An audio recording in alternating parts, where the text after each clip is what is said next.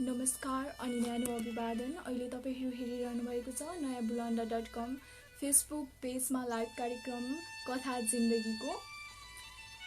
र यो कथा जिन्दगीको कार्यक्रमको तेस्रो श्रृङ्खला लिएर म उपस्थित भइसकेकी छु कार्यक्रम प्रस्तुता एक्समा।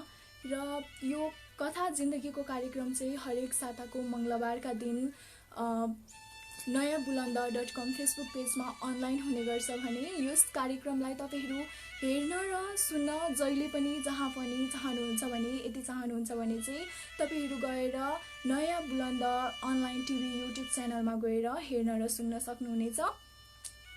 र हामी यस कार्यक्रममा जहिले पनि तपाई हाम्रै जीवनमा भोगिएका भोगाईहरू समेटेर लेखिएका मार्मिक लेखहरू कथाहरू तपाईहरुमाझ प्रस्तुत गर्ने गर्छौं। र आज पनि मैले यस्तै प्रस्तुति हजुरहरुमाझ लिएर उपस्थित भएकी छु। र आज चाहिँ मैले झुपडी कथा संग्रहबाट साहित्यकार मित्रसेन लिङदेनज्यूले लेख्नु भएको अर्को जन्म नामक एउटा अत्यन्तै मार्मिक कथा हजुरहरुमाझ प्रस्तुत गर्न गइरहेको छु। र साथसाथै 2077 सालको बडा दशमीको उपलक्ष्यमा मेरो तर्फबाट हजुरहरुलाई धेरै धेरै शुभकामना छ। र आजको यस प्रस्तुतिलाई म यसरी अगाडि बढाउन चाहन्छु।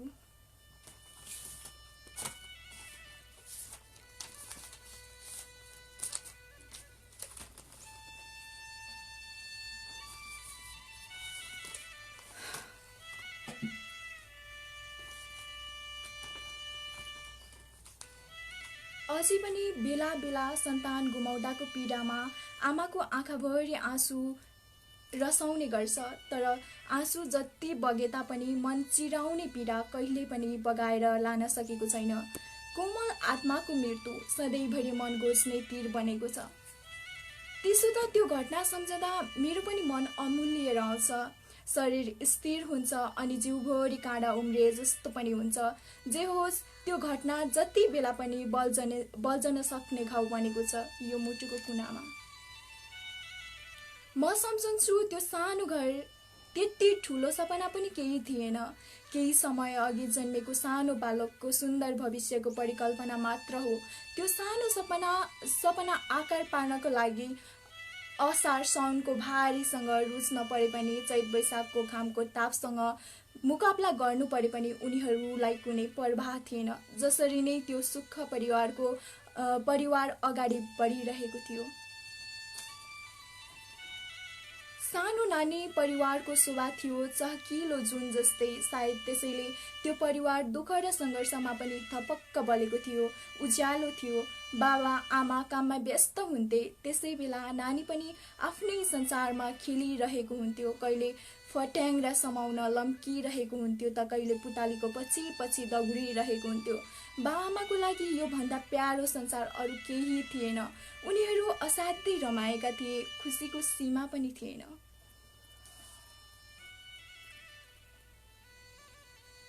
बालकको नाम निरज थियो। साह्रै मायालु लाग्ने निरज आरु बखेडाको रुखमा चढ्न सक्ने हुँदै गयो। अब पुताली मात्र होइन जंगलका बाँदरहरू पनि लखेट्ने भयो। बाँदरको नक्कल गर्न पाउँदा खुब रमाउँथ्यो। चकचकको जोखिमबाट बचाउनका लागि उनकी आमा घरभित्र थुनेर छोड्दा फुसको छानो छेडेर फुत्केको सम्झदा निरज मेरै अगाडि भएको झैं लाग्छ मलाई। आमाको पिठो बुवाको काँध भुइँ चढ्दै अनि खेतका गराहरूमा उक्लँदै ओर्लँदै निरजको उमेरको खुड्किला पार गर्दै गइरहेको थियो। उसका बाआमाको मिठो सपनाको आकार हुने क्रममा थियो। खुसी फक्रने यामको पर्खाइमा दिनहरू बितिरहेका थिए। बुवा खेतको कामले थाकेर खुइ गर्दा निरजका पनि साना साना औला भएका कोमल हातको अञ्जुलीमा चिउँडो अड्याएर नक्कल गरेको खुबै सुहाउँथ्यो। बाल सुलभ चञ्चलता त्यो सानो र सुन्दर परिवार हाँसो र खुसियाली संसार मानव स्वर्गीय आनन्दको फुलबारी जस्तै जहाँ निरज गुलाबको कोपिला जस्तै फक्रने आवाज सुन्थ्यो। घाँस दौरा बोकेर पसिनाले लपक्क भिजेको गाउँलेहरूको शरीरलाई नियाल्दै भन्थ्यो निरज, आमा सहरमा भारी बोक्नु पर्दैन रे, म त धेरै पढेपछि गाउँ बस्दिनँ। उनकी आमा हाँस्दै हेरिरहनुहुन्थ्यो। निरजको शनिबार या विद्यालय नखुलेको दिन आमासँग बित्थ्यो। बाँकी दिनहरू विद्यालयमा 5औं कक्षाका साथीहरूसँग एकान्तमा विद्यालय छ। कञ्चनजङ्घाको चिसो हावा ठोकिन्छ। दार्जिलिङको सुन्दर दृश्य हेर्न सबै आतुर मान्छन्। लस्करै हिँडेका घोडाका पिठोमा दुध या अन्य भारी हुन्छ। गाह्रै भारी बोकेर कष्टसरी उकालो बाटोमा हिँडिरहेका सेता काला टाटे पाङ्ग्रे घोडाहरूको लस्कार हेर्न निकै राम्रो देखिन्छ। निरजको बुवासँग 2वटा घोडा किनिदिनु भनेको छ। एउटा घोडामा आफू चढ्ने र अर्को घोडामा दुधको भारी बोकाउने विचार गरेको छ। आमा, सेतो घोडामा म चढ्छु, भारी त कालो घोडालाई हो, निरजले भनेको छ। हिउँदोमा घोडा किनिदिन्छु बुवाले आशा देखाउनु भएका छन्। तर कुनै हिउँदा पनि घोडा किन्ने बचत पुरा हुने छैन बिचारा निरजको बुवाको। आमा, घोडाबाट लड्यो भने नि, जिज्ञासा राख्थ्यो निरज। दार्जिलिङको अस्पताल पुर्याउला नि, आमाले जवाफ दिनुहुन्थ्यो। आमाको उत्तरले निरज टोलाउन पुग्थ्यो। सायद ऊ कल्पना गर्थ्यो दार्जिलिङ त्यही विद्यालयको बाटो भएर जानुपर्छ। सबैले देख्नेछन् निरजलाई अनि आहा भन्नेछन्। निरजलाई के भयो भनेर कसैले प्रश्न गर्छ र पीडाको स्वरमा घाइते बनेको छ। सेतो घोडामा चढेर सिमाना तर्दै दार्जिलिङको सुन्दर सहरमा पस्नेछ। त्यस सुन्दर दृश्य हेरेर साँच्चै रमाउनेछ। निरज खाना खान आऊ भन्ने शब्दले निरजलाई वास्तविकतामा फर्काउँछ। खाना खाएर स्कुल जाऊ, आमाको आग्रह। आज दशैंको छुट्टी हुने दिन, थोरै पढाइ हुन्छ रे, जान्न। निरज स्कुल नजाने विचार राख्छ। बाबु, दशैंको गृहकार्य दिन्छन्, आज त जानै पर्छ। बरु अबेर हुन लाग्यो, छिट्टो गर, फकाउँछिन् आमा।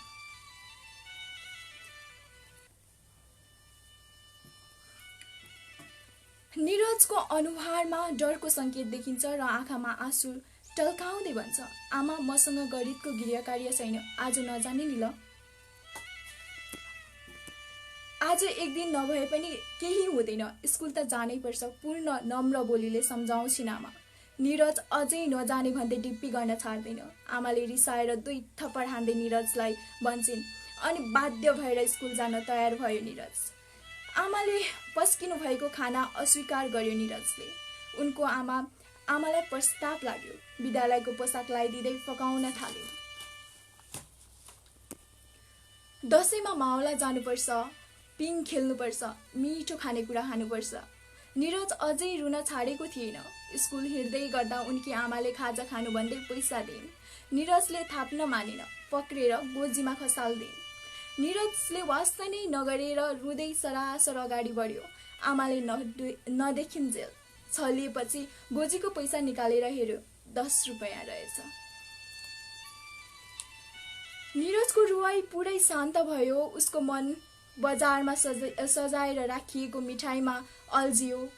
फलफुलको रस अनि शेर्पा दाइले बेच्न टिक्क पारेको दुध, हरेक कल्पना गर्दा गर्दै स्कुल पुगेको पत्तै भएन निरजलाई।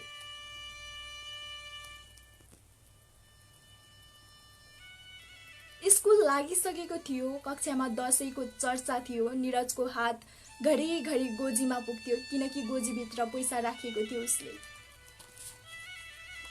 सबै शिक्षक शिक्षिका आफ्नो विषयको गृहकार्य दिँदै जाँदै हुनुहुन्थ्यो। प्रधानाध्यापकको 4थो पिरियड पश्चात घर जानु भन्ने जानकारीसँगै दशैं राम्ररी मनाउनु भन्दै शुभकामना दिनुभयो।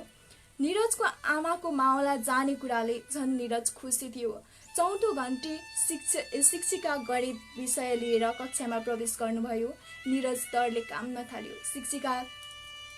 शिक्षिकाले कडा यातना गर्ने बानी अनि गृहकार्य नभएकाले भुइँ हेर्दै बसिरह्यो निरज। सबैले आफ्नो गृहकार्य बुझाए। निरजको गृहकार्य थिएन। निरज आमाको कारणले यातना भोग्ने परियो भन्दै सोचिरहेको थियो।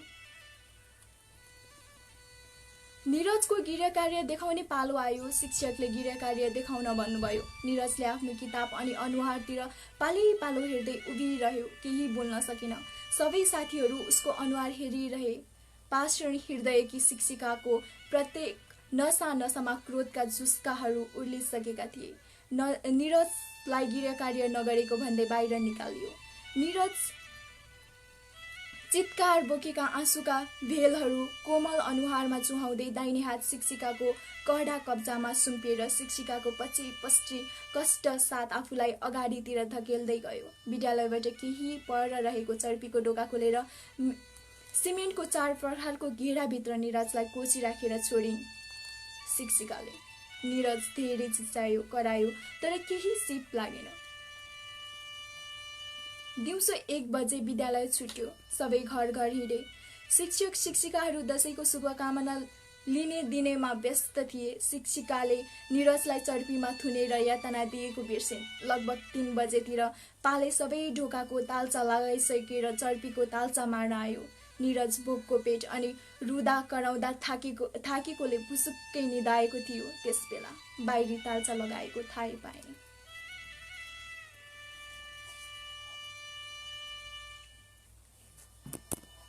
बेलुकी निरज घर पुगेन। उनका बाआमाले साँझसम्म बाटो हेरे। आमा खाना बनाएर फर्किरहन्। बुवा निरज आउने आधा बाटोसम्म पुगे। निरज कतै भेटिएनन्। छिमेकीको घरमा चाहरियो। चुलोको भान्सा सिलायो। निरजको पर्खाइमा आधा रात बितिसक्यो। रातभरि निन्द्रा लागेन निरजका बुवा आमालाई।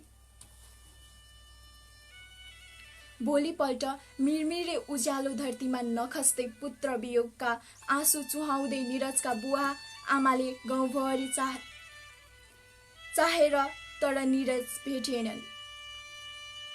बाहिरी केहीको चाल सुने भने पनि हतारिँदै हेर्दै कतै निरज त आएन। आज भन्दै भोलि भन्दै गाउँभरि दशैंका लहरहरू छाइसकेको थियो। तर निरजको परिवार पुत्र शोकमा छुटिएको थिएन। उनीहरूको चुलोको आगो प्राय बल्नै छाडेको थियो। दशैंको 5औं दिन सबै केटाकेटीहरू पिङमा झुलिरहेको थियो। कुनै वृक्षका दानाहरू हाँगामा लटरम्म झुले झैँ देखिन्थ्यो। निरजको आमाले त्यहाँ पुगेर सोधिन्, निरजसँग पढ्ने यहाँ को छ? एउटाले भन्यो, मसँग पढ्छ निरज। बाबु, मेरो निरज स्कुल छुट्टी भएपछि घर फर्किएको कतै देखेनौ? त्यो केटाले भन्यो, आन्टी, गणितको शिक्षिकाले बाहिर निकाल्नु भएको थियो। फेरि कक्षामा फर्केर आएको थाहै छैन। यति भन्दै पिङतिर दगुर्यो। निरजको आमा बल्ल सास आयो। शिक्षिकाको साथमा भएको विद्यार्थी बेपत्ता छैन। तर लानु परे हामीलाई भनेर लानु पर्ने थियो। सायद उनकै घर लगिन् भन्दै निरजका बुवा आमा ढुक्क भए। निरजको बुवा भोलिपल्ट गाउँतिर पसेर ती शिक्षिकाको घर सोध्दै हिँड्नुभयो। एउटा गाउँलेले भन्यो, तिनको गाउँ त तराईको एउटा गाउँमा छ अरे। बल्ल दशैं सकियो। विद्यालय खुल्यो। थोरै विद्यार्थीहरूको भेला थियो। सबै शिक्षकहरू विद्यालयमा हाजिर थिए। शिक्षक कोठामा दशैंको कसरी बित्यो भन्ने प्रसङ्गमा चर्चा थियो। पाले सबै ढोका खोल्दै चर्पीको ढोका खोल्न पुगे। ढोका खोल्दा खोल्दै कुनै सडिएको वस्तुको दुर्गन्ध आयो। चर्पी भित्र कपडाको पोको पारिएको सडिएको वस्तु जस्तो देखिन्थ्यो। यसरी निहालेर हेर्यो। विद्यालयको पोसाकमा कुनै लास रहेछ। सबै शिक्षकहरूलाई सुनायो। गाउँलेहरूको भिड लाग्यो। निरजलाई यातना दिने शिक्षिका त्यसबेला मात्र सम्झिन्। निरजलाई थुनेर निकाल्नै बिर्सेको। ठुलो स्वरमा बोलिन्, निरजलाई एकैछिन थुनेकी थिए, निरज निकाल्नै बिर्सेछु। कसैलाई निरजका घरतिर खबर लान भनियो अनि कसैलाई नजिकैको प्रहरी कार्यालयतिर पठाइयो। केही समयपछि निरजका बाआमा पनि आइपुगे। प्रहरीहरू एउटा टोली पनि घटनास्थलमा आइपुग्यो। लासलाई राम्ररी निरीक्षण गरियो। पुरै सडिसकेको रहेछ। दाहिने हातमा पेन्सिल समातेर राखेको र देब्रे मुठीभित्र 10 रुपियाँको नोट लासको छेउमा भेटियो। मुस्किलले बुझिने गरी कागजका टुक्राहरूमा कोरिएका रहेछन्। पेन्सिलले लेखिएका शब्द नबुझिने अशुद्ध थिए। अक्षरहरू एकजना प्रहरी जवानले सबैले सुने गरी यसरी पढ्न थाले ती अक्षरहरूलाई। आमा, मिसले थुन्नु भएपछि रुँदा रुँदै निदाएछु। बिउजिँदा राति भयो। डर साह्रै लाग्यो। फेरि निदाएँ अनि बिहान भएको रहेछ। किन मलाई लिन नआउनु भएको आमा? मलाई लिन आउनुहोस् न।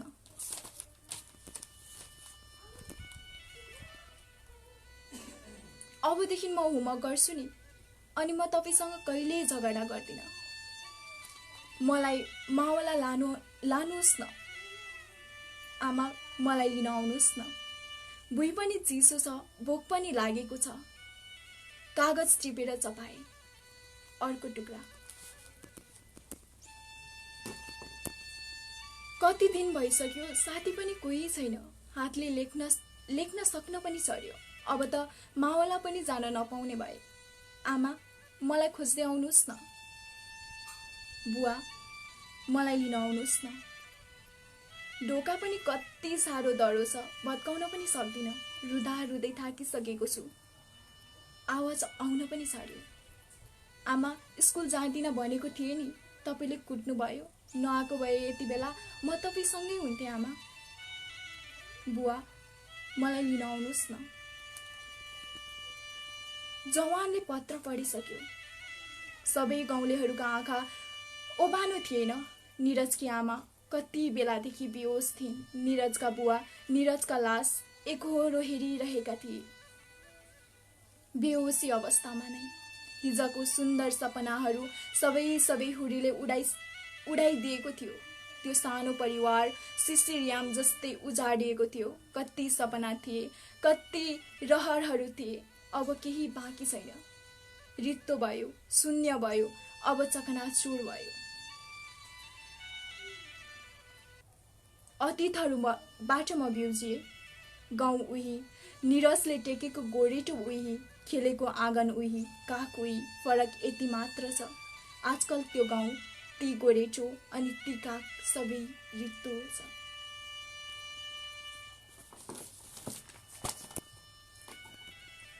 हस्त दर्शकबिन, आज मैले तपाईहरूलाई झुपडी कथा सङ्ग्रहबाट साहित्यकार मित्रसेन लिङदेनले लेख्नु भएको अर्को जन्म नामक एउटा अत्यन्तै मार्मिक कथा हजुरहरूमाझ प्रस्तुत गरेँ। र तपाईहरूसँग पनि यस्तै मार्मिक कथा छ भने तपाईहरू हामीलाई पठाउन सक्नुहुनेछ। यसको लागि नयाँबुलन्द.com फेसबुक पेजमा गएर इनबक्समा गएर आफ्नो लेखहरू, कथाहरू त्यहाँ लेखेर छोडिदिनुहोला भन्दै, र अर्को साता यस्तै प्रस्तुति लिएर हजुरहरूमाझ आउने पाचाको साथ आजको लागि भने चाहिँ म कार्यक्रम प्रस्तुता इक्समा पनि बिदा लिन चाहन्छु। हस्त, नमस्कार।